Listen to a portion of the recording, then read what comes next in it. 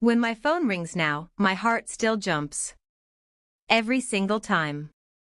Even though I already know it won't be him. I still look at the screen slowly, like maybe the name will appear if I wait long enough. Like maybe today is the day my son decides to call me back. But the screen always goes dark again. Quiet.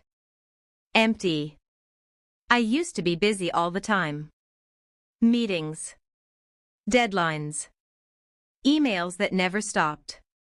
Back then, I never worried about silence. Now silence is all I hear.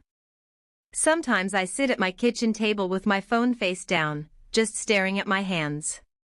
These same hands that worked so hard.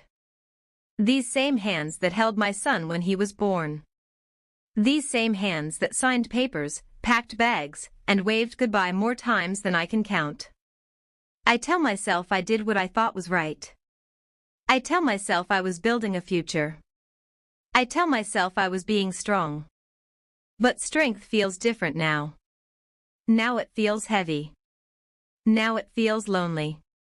The last message I sent him is still there. I read it more than I should. Just checking in. I miss you. No reply. No typing dots. Nothing. I never thought choosing my career would mean losing my son. I never imagined that success could sound so quiet. If I had known then what I know now, I would have slowed down. I would have stayed longer. I would have listened more. But life does not let us go back. It only lets us remember. And this is my story. The story of how I climbed so high. And lost the one person who mattered most. I became a mother at 24. Too young, some people said. Too early, they warned. But when I held my son for the first time, none of that mattered. He was small and warm, and his fingers wrapped around mine like he already trusted me with his life. I named him Daniel. His father left when Daniel was 2. No shouting. No big scene. Just one suitcase and a quiet door closing. After that, it was just me and my son. I worked 2 jobs at first. One during the day. One at night. I told myself it was temporary. Just until things got better. Daniel grew up in waiting rooms and break rooms. He learned how to be quiet early. Too early. I remember promising him once, when he was about 7. Someday, I'll have more time. He nodded like he understood. But children should not have to understand that. When I finally got a stable job, it felt like winning. An office. A desk with my name on it. Health insurance. People started saying I was impressive. Strong. Driven. I liked how that felt. Promotions came one after another. Each one meant longer hours. More travel. More responsibility. Each one also meant missing something. A school play. A soccer game. Parent-teacher meetings. I always had a reason. I can't leave work early. This meeting is important. I'll make it up to you. Daniel stopped asking after a while. At night, I would come home tired, heels in my hand, mind still at work. He would already be in bed. Sometimes I stood in his doorway, watching him sleep. I told myself being there was enough. As he grew older, the distance grew quietly. No fights. No rebellion. Just less talking. Less sharing. When he was 16, I was offered a big promotion in another city. It was everything I worked for. I asked him what he thought. He shrugged and said, "Do what you want." That should have stopped me. But it didn't. I moved. He stayed with my sister to finish school. I called him every night at first. Then every other night. Then weekends. Life filled the space. College came. Then adulthood. I told myself this was normal. This is how life goes.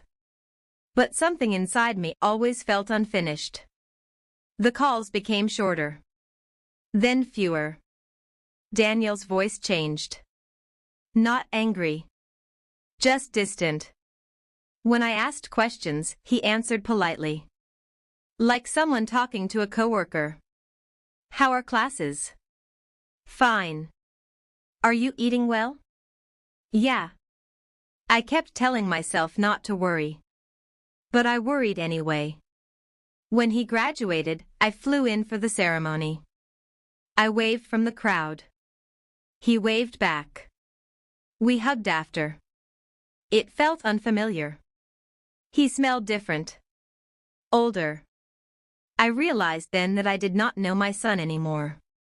I tried to fix it with things. Gifts. Money.